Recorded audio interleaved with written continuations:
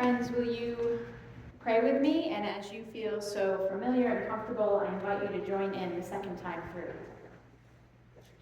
Let the words of my mouth and the meditations of our hearts be acceptable in thy sight, O God. Let the words of my mouth and the meditations of our hearts be acceptable in thy sight, O God. Amen. All are welcome.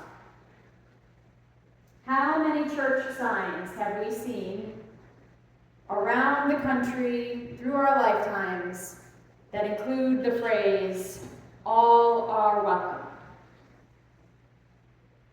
Pretty much most of them, right? This is the argument that some churches, some congregations give against going through the open and affirming process, the process of adapting or adopting and voting for a welcoming statement which includes gender expression and identity and sexual orientation. But it says all are welcome. It's right there. We already tell people. Why do we have to single out one group? Well, the answer is, all those signs may say all are welcome, and they probably certainly mean it, that are all welcome to come in. And then for some people, it means then accept Jesus into your heart and change who you are and stop sinning in one particular way. Not you are welcome as you are in all the many facets of what that might mean.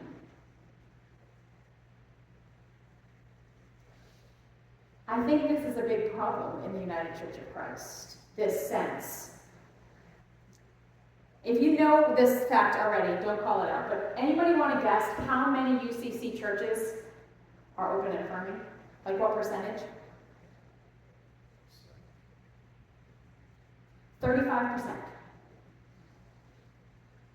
2024, this movement to become open and affirming has been going on for 30 years, 35 years, and 35%. And this is like, the super liberal denomination. We're the ones known for being the people who, let the gays in. But it's only 35% who have gone through a process. And it is a process. It should be a process of education and discernment and prayer to then adopt a statement which clearly says, you are welcome here. If you belong to one of these groups, people who have been told over and over again that they are not welcome in churches.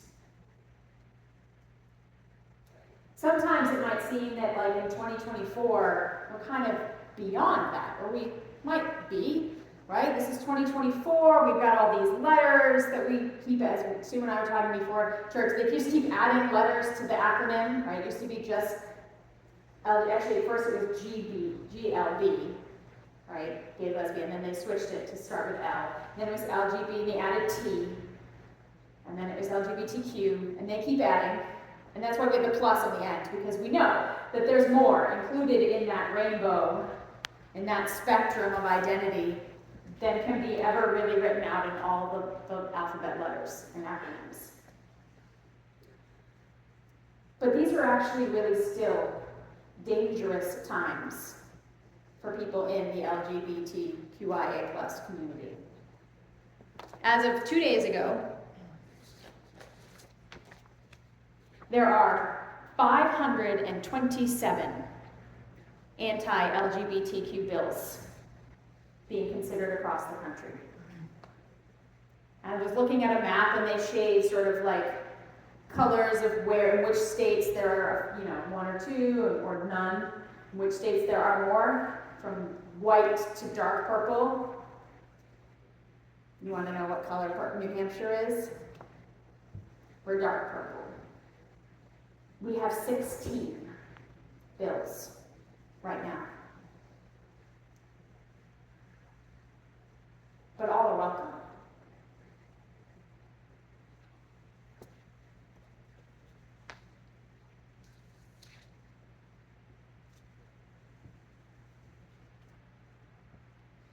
We desperately want to be welcoming. But the fact is that we're very quiet about it. The first congregation that I journeyed with in the open and affirming process did really well with their education, took it really seriously. We had a lot of good groups who showed up for lots of different workshops, and we had speakers come in. We had someone come in, a Bible scholar, a very well-known Bible scholar, come in and talk about what they call the terror texts, right, that people throw out as biblical evidence that LGBTQ people are sinners and are going to hell. And we had a transgender man come in and talk about what his life was like. And they did amazing. And there were still some factions, there were still some people, but they did really well. But one of the biggest controversies as we got closer to the voting process, and it was pretty clear that it was going to go well, and that they were going to adopt an open and affirming statement, was the flag. Nobody wanted to put a flag outside. And they weren't sure in the historical district if that would, be accepted. Okay, fair enough. But they had a nice sign in front of the church. And they said, all right, we'll put like a little flag. Maybe next to the little wheelchair, like, accessible sticker and little rainbow flag. Because some people said, and I've heard this from other churches, so I'm not going to signal on that, we don't want to be known as the gay church. During our little workshop meeting, our asset mapping workshop that we did a few months ago, I overheard someone say, if we became known as the eco-justice church, I would not be upset about that. I would love just once to be in a church and overhear someone say, if we became known as the gay church, I would not be unhappy about that. I want to be known as the gay church, or the eco-justice church, or the church where the poor people go, or the sex workers. Because those are the people Jesus was hanging out with. Those are the people that Jesus wanted to reach. But unfortunately, most of those people and their experience of church was not a place of welcome. So they're out there. So maybe instead of hoping and praying and trying to figure out how to get people in here, LGBTQ, saying, look, here's our flag, we're welcoming. Maybe we need to go find them where they are. I think this is especially true of young people. Where are the young people hanging out? Because they're not in church. In Boston, a few decades ago now, there was this desire to reach out to the unhoused community, particularly on Boston Common, because that's where a lot of people hang out. Now, there are lots of churches in Boston, and there are lots of churches even around Boston Common. But they were not places where the unhoused community would feel comfortable going into for worship on a Sunday morning. So somebody got the idea to bring church out to them. And they started something called the Koinonia Ministries. And so every Sunday on Boston Common, they have church. They have meals that they bring. They serve communion. They gather. Whoever's there is welcome to be there. They go and they meet them where they are. don't know exactly where the best places around here would be to meet LGBTQI people where they are. Although I did hear that Keene might be opening like a gay bar, so, that might be a possibility. But we should probably go to Keene Pride. At least be present, even if we don't have like a table or anything. Show up. We might want to do a little educating ourselves. Live into this ONA covenant and keep learning all the letters. Learning what the bills are in the State House. Meeting people and hearing their stories. Having meals together, one of Jesus' favorite ways of interacting with people. We need to love and love out loud. Like, loud enough for people to hear us. Loud enough so people actually know. Loud enough so that we maybe do get known as the gay church. Because you gotta be really loud and get a reputation for all the people who need to hear that message, for it to reach them. Because I can make some videos and post them on Instagram and YouTube, and that'll reach some people. Maybe if I jumped on TikTok, I might reach more younger people. But I think even then, there's sort of this movement to young people, they're getting dumb phones. They're done with all the tech and the social media and its harmful effects.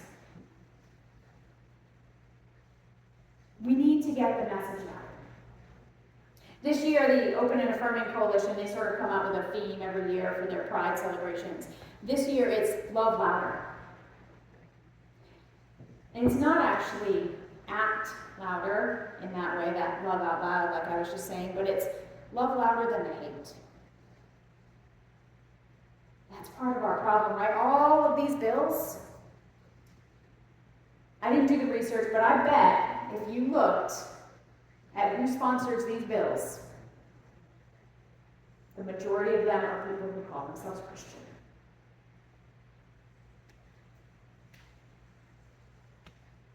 Those are the voices that people are hearing.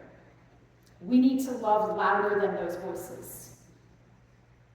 And when those voices speak out against us, as much as we want to respond with what they might deserve, what we feel they might deserve, we need to love back.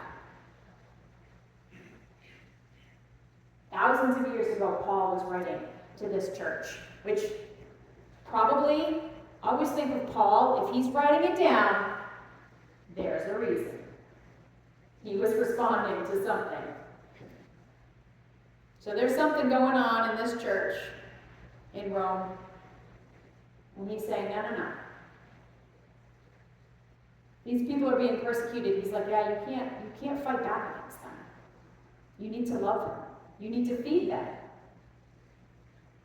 You need to pray for them. And then, they'll get their day. God will take care of it. And I'm not really sure that that's quite, I feel sometimes that by caring for them, you'll heap coals on them. I'm like, ooh, Paul, a little bit, a little passive aggressive there. I'm going to love you. Bless your heart. I'm going to do this because then God's going to love me more. I don't know about that. But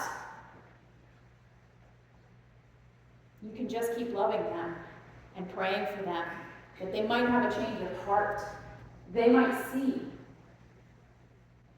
that maybe down the line, if they recognize that what they've been fighting against on the outside is actually what they've been feeling on the inside, they know someone who will love them.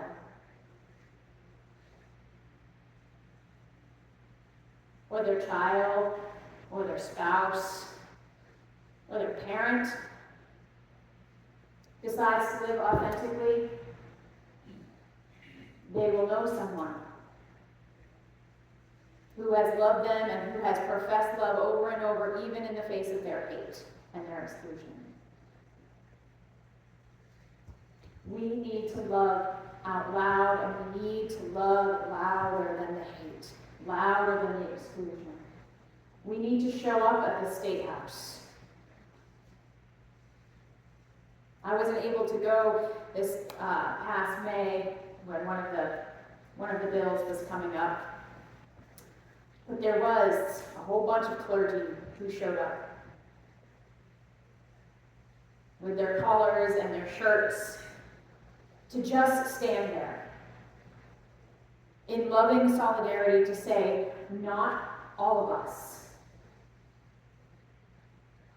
To say, we believe that these people that we are trying to exclude and harm in legislation are beloved children of God, just as they are, no asking for forgiveness or change, who they are.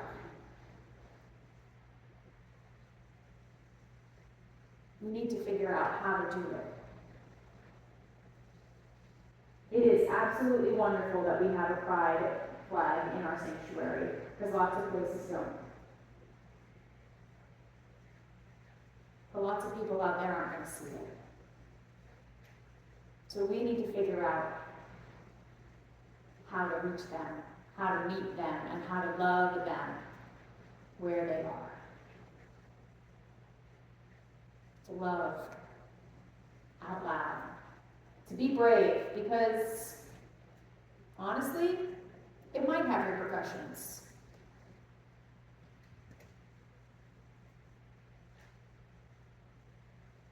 But I think that's what Jesus asks of us. Anytime he tells us to love as he loved. Amen. Now let us take a few moments of silent reflection.